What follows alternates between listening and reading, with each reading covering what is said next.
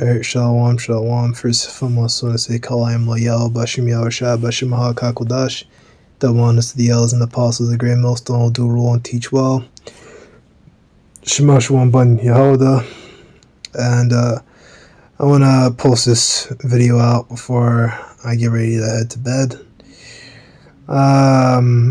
This is something that I want to get a chance to talk about at camp, but I didn't. You know, when I tried to go around the corner, that building that I like to teach at, there was people inside of the building, and I think it might have been security, and I didn't want to get thrown out. But, you know, little one, I'll figure out something. You know, I might actually still be able to use that camp spot if I get there early enough. I might still be able to keep it, but, you know, I'll figure it out. I'll do that. Or I'll go to the other one, or I might find a completely new spot. It's easier said than done. The city is fucking gigantic. Like, it's hard to find the space, especially when you're by yourself and you're the only person there to look for stuff. It's difficult. It's not impossible, but difficult. So we're gonna get into this one. Now we have this one. That's another one that I want to talk about. We'll talk about this part here. Shekets. We'll talk about all of it. So we'll start here. The second example comes from the USA, again from an English translation of a book by Maimonides. Now he was a Amalekite who was involved with Saladin, who you know is like one of those Persian.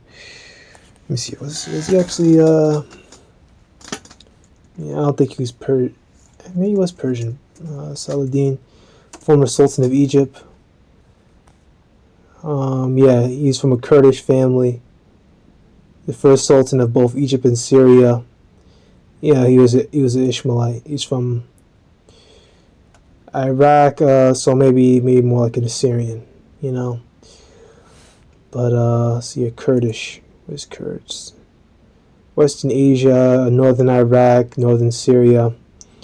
Yeah, so I'll stay on the safe side and say he was a Assyrian. He's probably Assyrian. Where did I get Persia from? No, he's from Egypt. No, well, he's not from Egypt, but he was from Upper Mesopotamia was where he's from. So yeah, these are Iraqis. I know where I was getting Persia, Ayyubid Sultanate, Sunni Muslim. Okay, so yeah, I'm not going to go into all those things. I know there's different schools of Muslim. You got Sunni, you have Shia, you have Wahhabi, you have what's the one that Boko Haram is? I can't remember the name. But you have different groups of Muslims, and not every single, you know, Muslim terrorist group are friends. You know, which, you know, Israel will say that they're all, you know, buddies and all the same, but they're not. They all, you know, do different schools. They're not all the same guys, and they all don't hang around each other like that, you know. They're different. All of them are different. You know, they got some of them are jake like Boko Haram. And it's different. It's different. They're not all the same guys, man.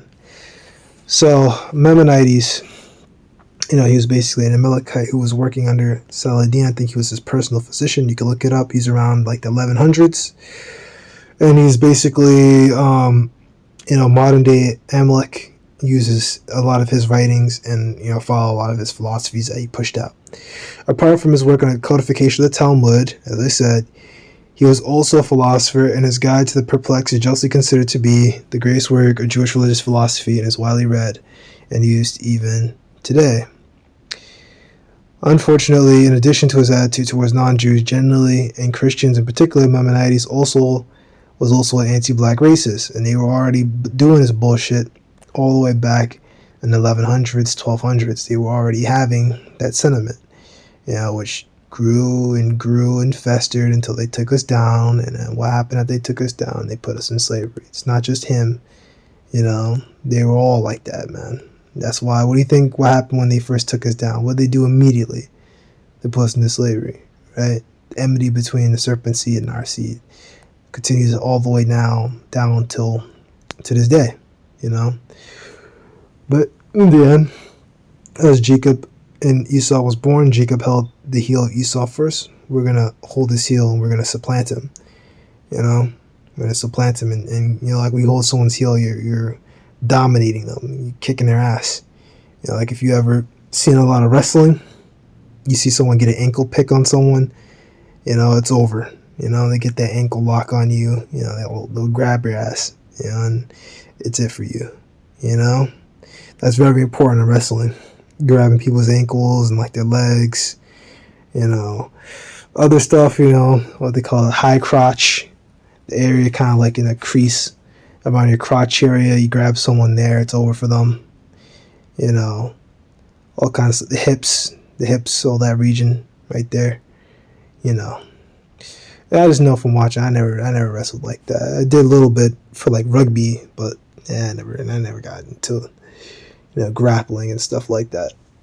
You know, so in the guide, in Kosher Chapter, Book 3, Chapter 51, he discusses how various sections of humanity can attain a supreme religious value, the true worship of God. Among those who are incapable of even approaching this are some of the Turks, i.e. the Mongol race, which are Edomites, and the nomads in the north, and the blacks and the nomads in the south, and those who resemble them in our climate. And their nature is like the nature of mute animals, right? And those, like I said, blacks. And according to my opinion, they are not on the level of human beings, and the level among existing things is below that of a man, above that of a monkey, because they have the image and resemblance of a man more than a monkey does. So he's basically saying that we're less than human. You know, this is out of the mouth of an Amalekite going all the way back then. All right, come on. Yeah, so we can just get into a few of these. Habakkuk 2 and 4, behold, which is lifted up is not right in him, but the just shall live by his faith. Right, that white supremacy, all that garbage, man. He's not right, man. You know, and he keeps pushing this garbage out. And the Amalekites today, they aren't right because they say the same shit. You know, they agree with this shit and they hold this guy up and they know what he's really about and they follow this guy and they like him. Right? Hold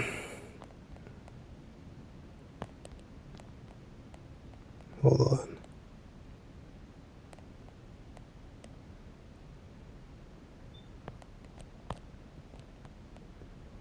There was one I read over here that I thought was good.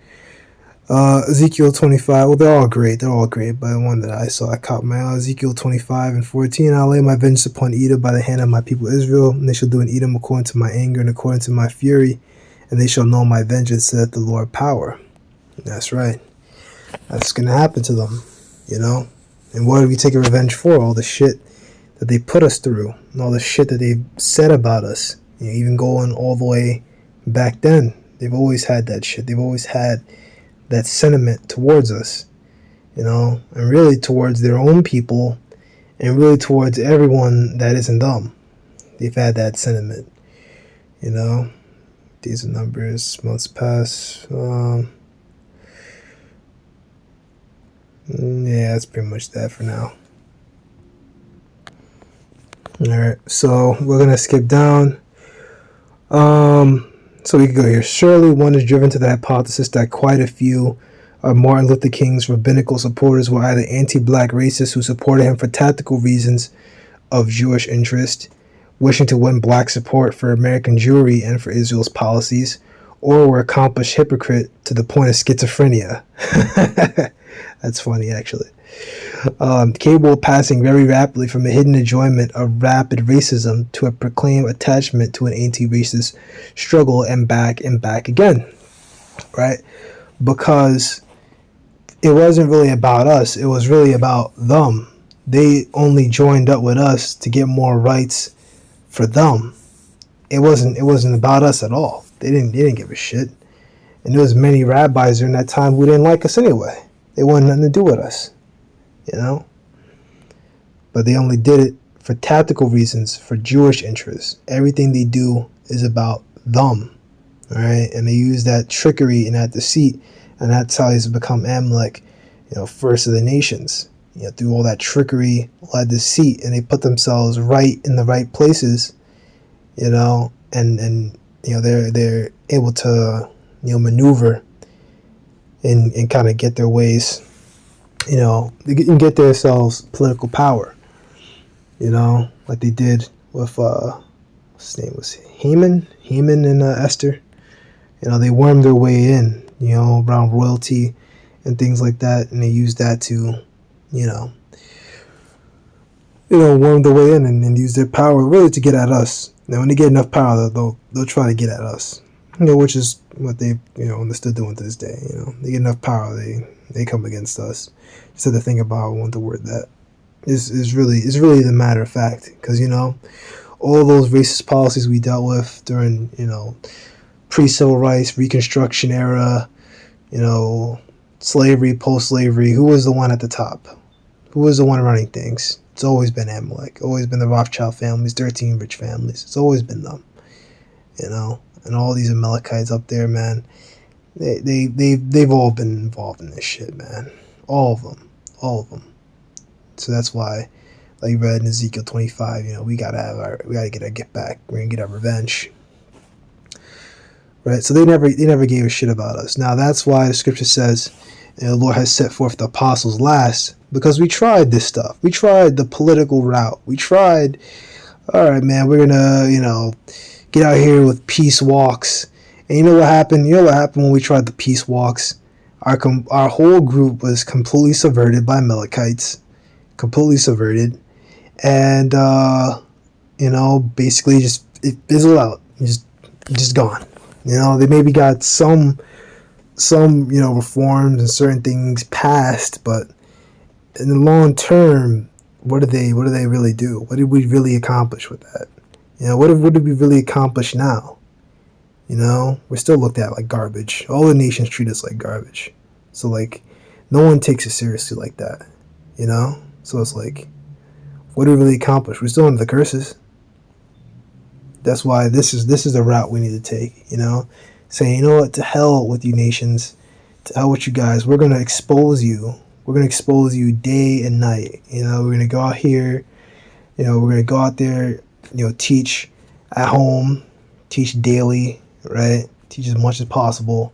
Then we're gonna go out, every week, and go teach out there in person, and then just expose you guys, man. And really, the bigger thing, it's more than just exposing them. It's really just to call out to our people. Even though our people, majority of them, 2/3 even in America, they don't want to listen. Like how many funny looks I get from people when I be out there camping, Jakes. Esau or like a Amalekite or Moabite or something, look at you funny. But I get funny looks from Jake, man. Maybe like they record. Jake be doing the most, man. At least with the other nations, they'll just kind of point and look, But Jake do the fucking most, man. And that's the curses, man. The evil eye. You look at us like garbage. And it's like, wow. Meanwhile, that same person was looking and making fun of me. Probably eats fucking. Okay, I'm not gonna go there. I was gonna say they eat buckets of fried chicken by the busload, and probably eating McDonald's and all kinds of bullshit. Which not to be all righteous, not to get on you, brothers. I do like to eat that stuff, but you really shouldn't. I understand liking treats, like I love treats, but I'm not. That's too far for me. Ain't not no McDonald's, not no shit like that. I could understand something like okay, I'm getting off the deep end. What's that fucking restaurant that's really fucking good that everyone likes, man? See, I don't go to restaurants enough. I don't fucking remember. It's not Dairy Queen. It's Chick-fil-A. I can understand that, but I don't like to eat out. I don't like to eat out personally. I don't trust it. Which really you can't trust any food, but I like to make my own stuff.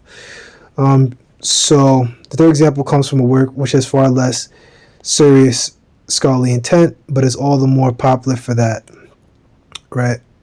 The Joys of Yiddish by Leo Roston. This lighthearted work first published in the USA in 1968 and reprinted in many editions, including several times as a penguin paperback, is a kind of glossary of Yiddish words often used by Jews or even non-Jews in English-speaking countries. For each entry, in addition to a detailed definition and more or less amusing anecdotes illustrating its use, there's also an etymology stating quite accurately on the whole the language from which the word came into the Yiddish and its meaning in that language. The entry Shegitz, whose main meaning is a Gentile boy or young man, right? Gentile according to them, right? Because we know they're not the real people. And they can be, because according to, as I said before, the Office of Chief Rabbinate in Yirmiyahu Street, Jerusalem, their, decree on what it means to be a Jew is completely different from what the scripture says what it means to be an Israelite. It's two different things. A Jew and an Israelite are not the same thing. Now a Judean and an Israelite are, about the same thing. Judean just means you're from Judea, or you're from, southern Israel, basically. Judah, Benjamin, and Levi. You're Judean. But a Jew, according to their definition, it just means you have to have a relative, a grandmother, and in non-Orthodox circles, a grandfather or father or something like that, who happen to be worshiping and practicing Judaism. It doesn't mean that you're the people. You just happen to practice a certain, religion. And that's what it is. You just happen to do it, and they just assume that you're Jewish, which is madness. But it's really deeper than that. If you kind of look, if you look like them, if you have their skin color, then they'll accept you. Then they'll accept you.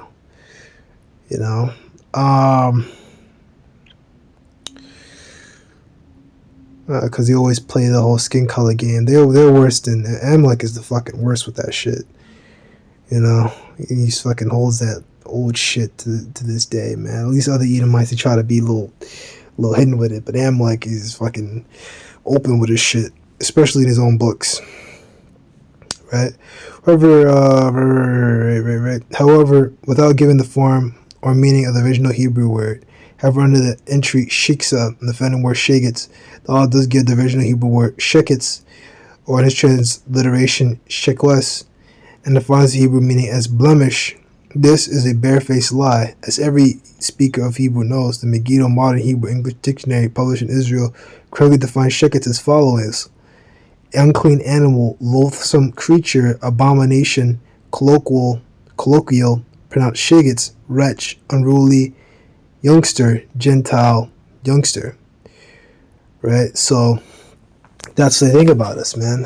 That's what it says in Yiddish, and they tried to hide it, and that's what it really means, So, like I mentioned before, uncover a leg. The Lord shall cause the tongue to fall upon their own themselves. I think is Psalm 64. So, man, they expose themselves, man. This guy here, Israel Shahak, is a whistleblower, and he's pushing it all out there, how they really think about us, All right, so we're going to go into, just some of the curses here. I'm just going to take some of these points from the brother that he has lined up here. I could talk about all these so much or bring in little.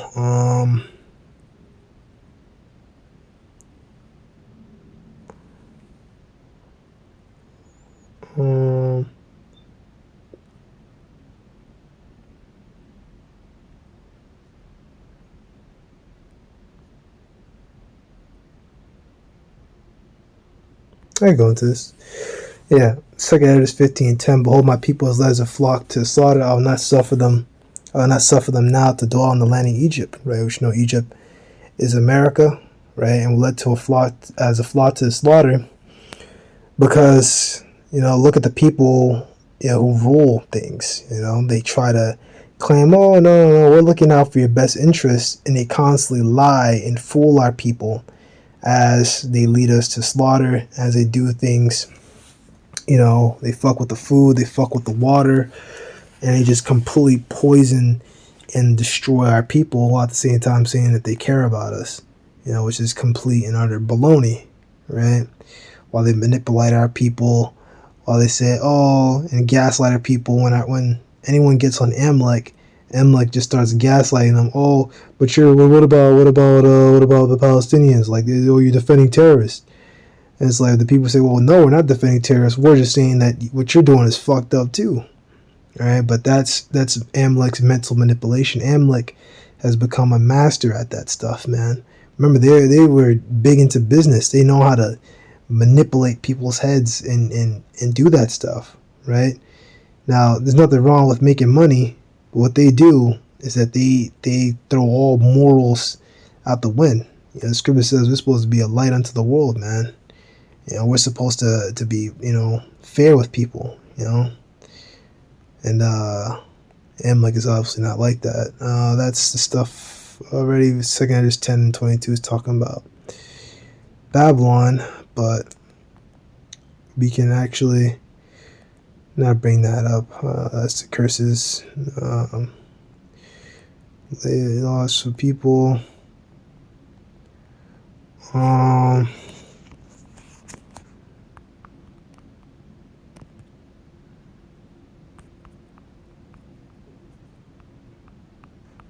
Yeah, I figured that wasn't going to work, but we're going to bring it out again since I mentioned it already. We might as well. This is the book of Deuteronomy 28 and 37. Right, and thou shalt become an astonishment, a proverb, and a byword among all the nations where the Lord shall lead thee. All right, and that's what happened to us. We became an astonishment, proverb, and a byword among all the nations where the Lord shall lead thee. And that's what happened whenever we were dragged off to, focusing on here in America, England and all that stuff, and all these different nations, where our people were dragged off to, because, the Native Americans, some of them were actually taken back to England too, and given as gifts to like royalty and things like that. I read that in Ebony and Ivy. You can check that book out. But wherever we were led off to, man, Amalek was running the show. Really, he was the one at the top, pulling all the strings and stuff. And all that stuff, he was complicit with it. With all the things that were said about our people, Amalek was at the top pulling the strings and was complicit in it. And some of the slave owners were Amalekites themselves, as we all know, like Judah P. Benjamin and things like that. They were all up and down that shit, and there's all kinds of stuff out there. Jewish slave trade and things like that. They try to hide it and try to make it sound like it was a minority or that it didn't happen, but fact of the matter is that they were clearly the ones running the show. According to the scriptures and prophecy, they were the ones running the show, and that they didn't care. Okay, and that's just the fact of the matter. And this is what happened, And as they were doing this stuff to us, the stuff that they were lording over and reading was anti-black literature, and the Talmud is anti-black, and all their stuff is anti-black, and all the stuff that they get into is all against us, right? And that's what their leaders were doing. They basically were twisting up scriptures and things like that, and basically turning it against us, right? And same thing Amalek did with not Amalek, but as the Edomites did with Christianity and Catholicism and everything. They just twisted it, and basically used it to justify putting us in slavery, because they had that whole manifest destiny thing. It's our time to rule. We're gonna take you niggas into slavery, and that's just it's gonna be. So that's pretty much it. I kind of was doing like a little bit of ranting here, but I didn't really want to make like a plan for this video. I just kind of wanted just to talk about a few things and get into that reading, because it was something that I wanted to talk about, and I was actually excited to talk about it at camp, but things didn't really work out as planned. So that's pretty much it. Shalom.